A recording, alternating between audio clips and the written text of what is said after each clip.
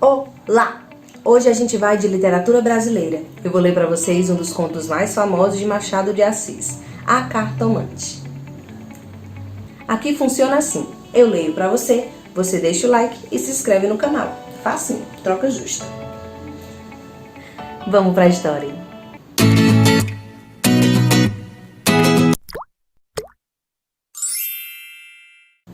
A Cartomante, Machado de Assis.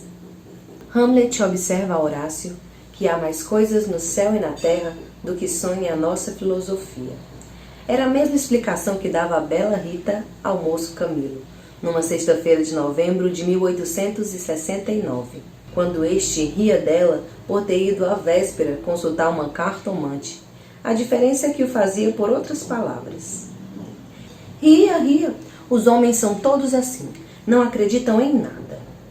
Pois saiba que eu fui, e que ela adivinhou o motivo da consulta, antes mesmo que eu dissesse o que era. Apenas começou a botar as cartas e disse-me: "A senhora gosta de uma pessoa." Confessei que sim.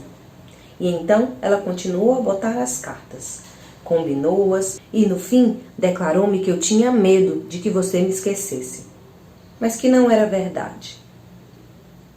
Errou, interrompeu Camilo rindo. Não diga isso, Camilo. Se você soubesse como eu tenho andado por sua causa... Você sabe, já lhe disse. Não ria de mim, não ria. Camilo pegou-lhe nas mãos e olhou para ela sério e fixo. Jurou que lhe queria muito, e seus sustos pareciam de criança. Em todo caso, quando tivesse algum receio, a melhor cartomante era ele mesmo. Depois, repreendeu-a e disse-lhe que era imprudente andar por essas casas. Ela podia sabê-lo. E depois... Qual saber? Tive muita cautela ao entrar na casa. Onde é a casa?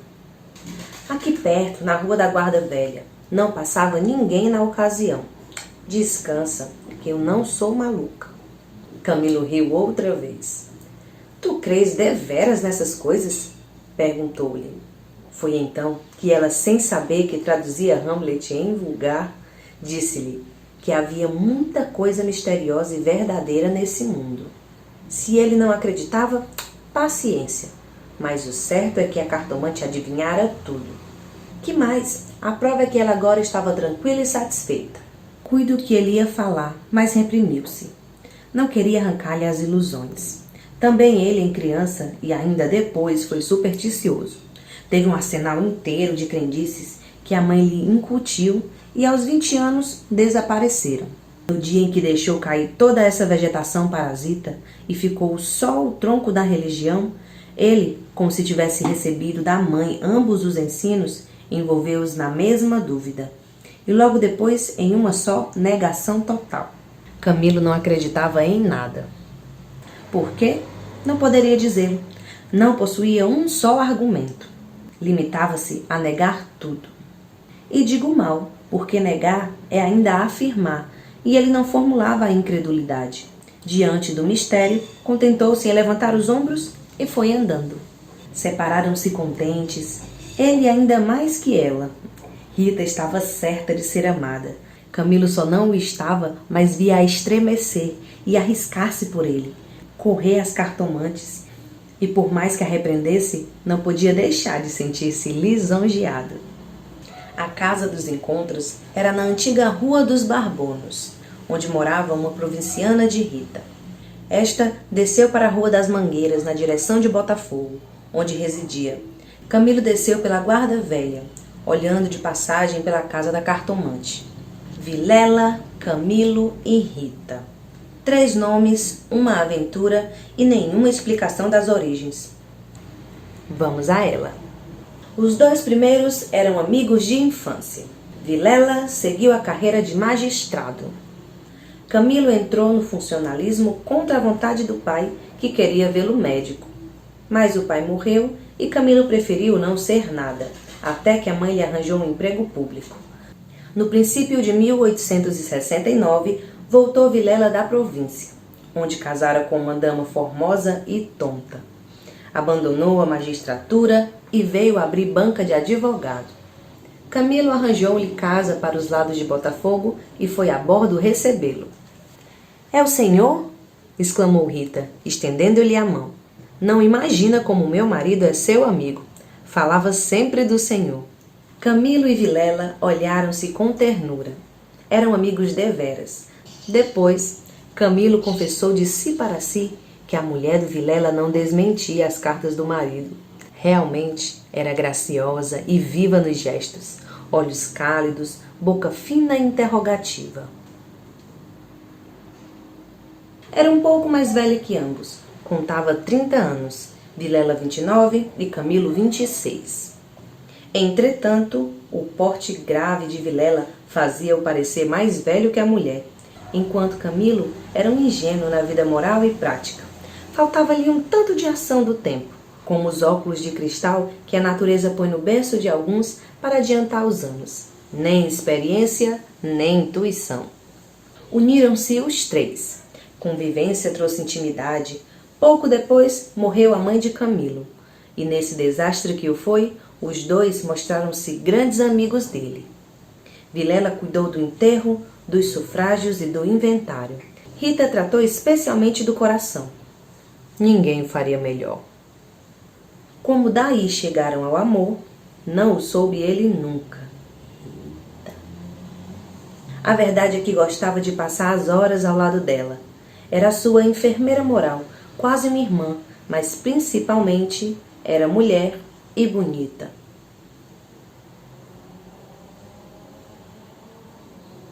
Odor de fêmina.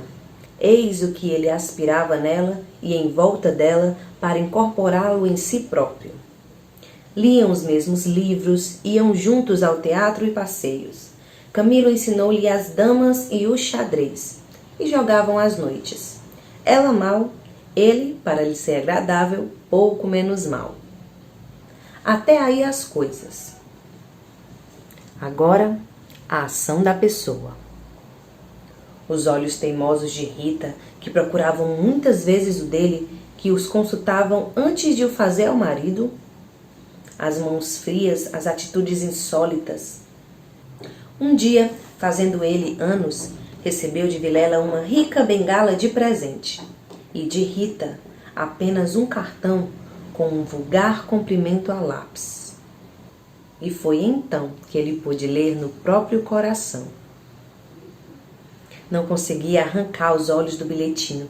Palavras vulgares, mas há vulgaridades sublimes, ou pelo menos deleitosas.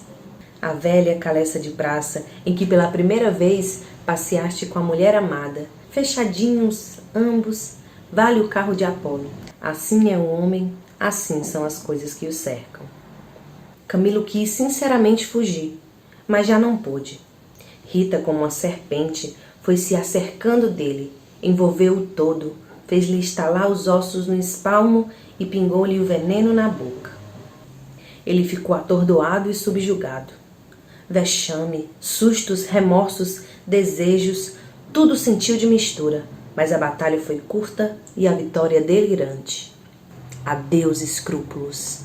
Não tardou que o sapato se acomodasse ao pé. E aí foram ambos, estrada fora, braços dados, pisando folgamente por cima das ervas e pedregulhos, sem padecer nada mais que algumas saudades. Quando estavam ausentes um do outro, a confiança e estima de Vilela continuavam a ser as mesmas. Um dia, porém, Camilo recebeu uma carta anônima que lhe chamava imoral e pérfido e dizia que as aventuras eram sabidas de todos.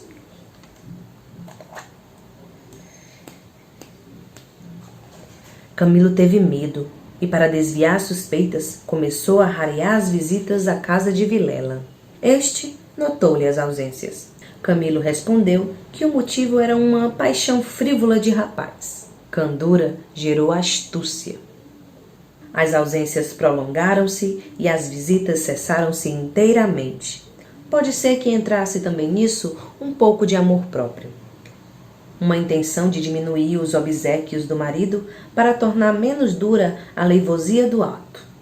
Foi por esse tempo que Rita, desconfiada e medrosa, correu à cartomante para consultá-la sobre a verdadeira causa do procedimento de Camilo. Vimos que a cartomante restituiu-lhe a confiança e que o rapaz repreendeu-a por ter feito o que fez. Correram ainda algumas semanas. Camilo recebeu mais 2 ou 3 cartas anônimas, tão apaixonadas que não poderiam ser advertência de virtude, mas despeito de algum pretendente. Tal foi a opinião de Rita, que, por outras palavras mal compostas, formulou este pensamento: a virtude é preguiçosa e avara, não gasta tempo nem papel, só o interesse é ativo e pródigo. Nem por isso Camilo ficou mais sossegado. Temia que o anônimo fosse ter com Vilela, e a catástrofe viria então sem remédio. Rita concordou que era possível. Bem, disse ela, eu levo os sobrescritos para comparar a letra com a das cartas que lá aparecerem. Se alguma for igual, guardo-a e rasgo-a. Nenhuma apareceu, mas daí a algum tempo Vilela começou a mostrar-se sombrio. Falava pouco, como desconfiado. Rita deu-se pressa em dizê-lo ao outro. E sobre isso deliberaram. A opinião dela é que Camilo devia retornar à casa deles, tatear com o marido e pode ser até que lhe ouvisse confidências de algum negócio particular. Camilo divergia. Aparecer depois de tantos meses era confirmar a suspeita ou denúncia. Mais valia acautelarem-se, sacrificando-se por algumas semanas. Combinaram os meios de se corresponderem em caso de necessidade e separaram-se com lágrimas. No dia seguinte, estando na repartição, recebeu Camilo este bilhete de Vilela. Vem já já à nossa casa, preciso falar-te sem demora. Era mais de meio-dia. Camilo saiu logo. Na rua, advertiu que teria sido mais natural chamá-lo ao escritório. Por que em casa? Tudo indicava matéria especial, e a letra, fosse realidade ou ilusão, afigurou-se-lhe trêmula. Ele combinou todas essas coisas com a notícia da véspera. Vem já já à nossa casa. Preciso falar-te sem demora. Repetia ele com os olhos no papel. Imaginariamente viu a ponta da orelha de um drama. Rita subjugada e lacrimosa, Vilela indignado, pegando da pena e escrevendo o bilhete, certo de que ele acudiria e esperando-o para matá-lo. Camilo estremeceu. Tinha medo. Depois sorriu amarelo e, em todo caso, repugnava-lhe a ideia de recuar e foi andando. De caminho, lembrou-se de ir à casa. Podia achar algum recado de Rita que lhe explicasse tudo. Não achou nada nem ninguém. Voltou à rua, e a ideia de estarem descobertos parecia-lhe cada vez mais verossímil.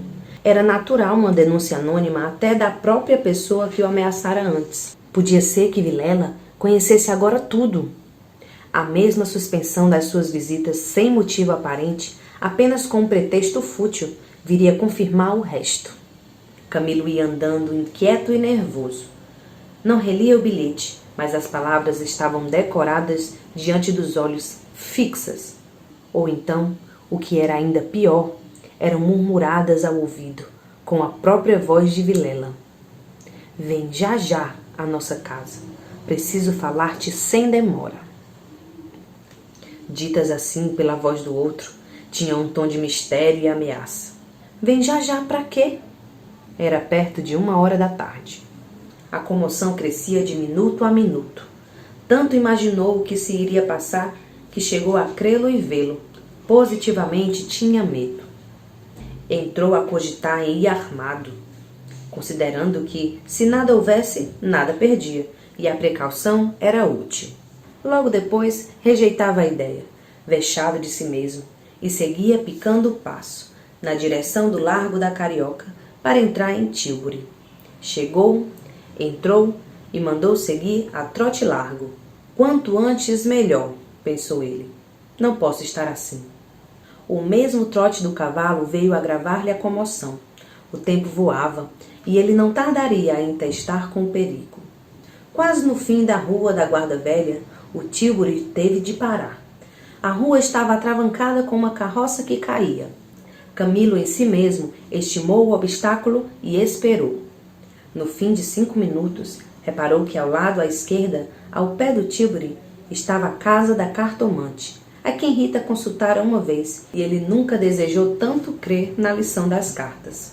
Olhou, viu as janelas fechadas, e quando todas as outras estavam abertas e pejadas de curiosos do acidente da rua, dir-se-ia a morada do indiferente destino. Camilo reclinou-se no tílburi para não ver nada. A agitação dele era grande, extraordinária, e no fundo das camadas morais emergiam alguns fantasmas de outros tempos. As velhas crenças e superstições antigas. O cocheiro propôs-lhe voltar à primeira travessa e ir por outro caminho. Ele respondeu que não, que esperasse. E inclinava-se para fitar a casa. Depois fez um gesto incrédulo. Era a ideia de ouvir a cartomante que ele passava ao longe, muito longe. Como vastas as asas cinzentas, desapareceu e reapareceu, e tornou a esvair-se no cérebro. Mas daí a pouco, moveu outra vez as asas. Mais perto, fazendo giros concêntricos. Na rua, gritavam os homens, safando a carroça. Anda agora, empurra, vá, vá. Daqui a pouco estariam removido o obstáculo. Camilo fechava os olhos, pensava em outras coisas, mas a voz do marido sussurrava-lhe às orelhas as palavras da carta. Vem já já. E ele via as contorções do drama e tremia. A casa olhava para ele, as pernas queriam descer e entrar. Camilo achou-se diante de um longo véu opaco. Pensou rapidamente no inexplicável de tantas coisas. A voz da mãe repetia-lhe uma porção de casos extraordinários e a mesma frase do príncipe da Dinamarca reboava-lhe dentro.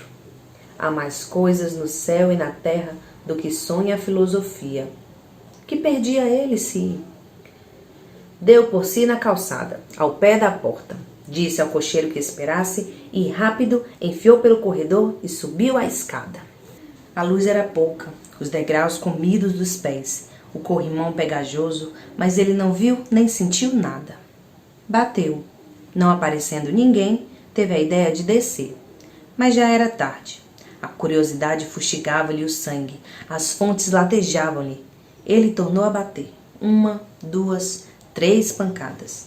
Veio uma mulher. Era a cartomante. Camilo disse que ia consultá-la. Ela fê-lo entrar. Dali, subiram ao sótão por uma escada ainda pior que a primeira e mais escura. Em cima havia uma salinha mal alumiada por uma janela, que dava para o telhado dos fundos. Velhos trastes, paredes sombrias, um ar de pobreza que antes aumentava do que destruía o prestígio.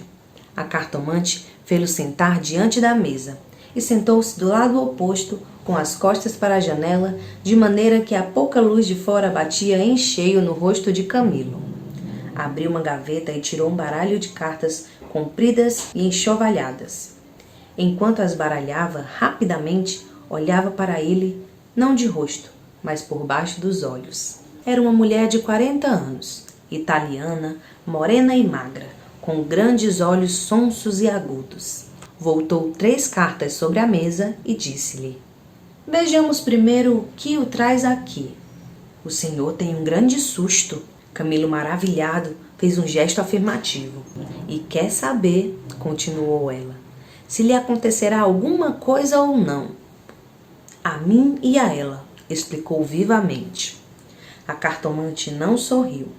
Disse-lhe só que esperasse. Rápido, pegou outra vez das cartas e baralhou-as, com os longos dedos finos, de unhas descuradas. Baralhou-as bem, transpôs os maços 1, 2, 3 vezes. Depois começou a estendê-las. Camilo tinha os olhos nela, curioso e ansioso. As cartas dizem-me... Camilo inclinou-se para beber uma a uma as palavras. Então, ela declarou-lhe que não tivesse medo de nada. Nada aconteceria nem a um, nem a outro. Ele, o terceiro, ignorava tudo. Não obstante, era indispensável muita cautela.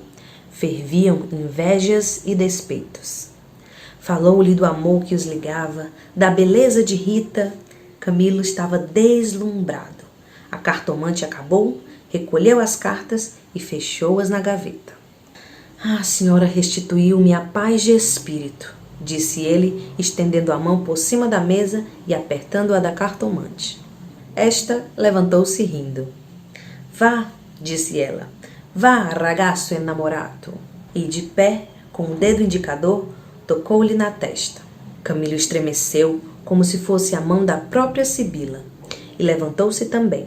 A cartomante foi à cômoda, sobre a qual estava um prato com passas. Tirou um cacho desta, começou a despencá-las e comê-las, mostrando 2 fileiras de dentes que desmentiam as unhas. Nesta mesma ação comum, a mulher tinha um ar particular. Camilo, ansioso por sair, não sabia como pagasse. Ignorava o preço. Passas custam dinheiro, disse ele afinal, tirando a carteira. Quantas quer mandar buscar? Pergunte ao seu coração, respondeu ela. Camilo tirou uma nota de 10.000 réis e deu-lhe. Os olhos da cartomante fuzilaram. O preço usual eram 2.000 réis. Vejo bem que o senhor gosta muito dela. E faz bem. Ela gosta muito do senhor. Vá tranquilo. Olha a escada, é escura. Ponha um chapéu. A cartomante tinha já guardado a nota na algibeira e descia com ele, falando com um leve sotaque. Camilo despediu-se dela embaixo e desceu a escada que levava à rua, enquanto a cartomante, alegre com a paga, tornava acima cantarolando uma barcarola. Camilo achou o tílburi esperando. A rua estava livre, entrou e seguiu a trote largo. Tudo lhe parecia agora melhor. As outras coisas traziam outro aspecto. O céu estava límpido e as caras joviais. Chegou a rir dos seus receios, que o chamou pueris. Recordou os termos da carta de Vilela e reconheceu que eram íntimos e familiares. Onde é que lhe descobrira a ameaça? Advertiu também que eram urgentes e que fizeram mal em demorar-se tanto. Podia ser algum negócio grave, gravíssimo. Vamos, depressa, repetia ele ao cocheiro. E consigo, para explicar a demora ao amigo, engenhou qualquer coisa. Parece que formou também o plano de aproveitar o incidente para tornar a antiga assiduidade. De volta com os planos que reboavam-lhe na alma as palavras da cartomante. Em verdade, ela adivinhara o objeto da consulta, o estado dele, a existência do terceiro, e por que não adivinharia o resto? O presente que se ignora vale o futuro. Era assim, lentas e contínuas, que as velhas crenças do rapaz iam tornando-o ao de cima, e o mistério empolgava-o com as unhas de ferro. Às vezes queria rir, e ria de si mesmo, algo vexado. Mas a mulher, as cartas, as palavras secas e afirmativas, a exortação, vá, ragazzo innamorato. E no fim, ao longe, a barcarola se despedia, lenta e graciosa. Tais eram os elementos recentes, que formavam com os antigos uma fé nova e vivaz. A verdade é que o coração ia alegre e impaciente, pensando nas horas felizes de outrora e nas que haviam de vir. Ao passar pela glória, Camilo olhou para o mar, estendeu os olhos para fora, até onde a água e o céu dão um abraço infinito, e teve assim uma sensação do futuro, longo, interminável. Daí a pouco chegou à casa de Vilela, apeou-se, empurrou a porta de ferro do jardim e entrou. A casa estava silenciosa. Subiu os 6 degraus de pedra e mal teve tempo de bater. A porta abriu-se e apareceu-lhe Vilela. Desculpa, não pude vir mais cedo. O que há?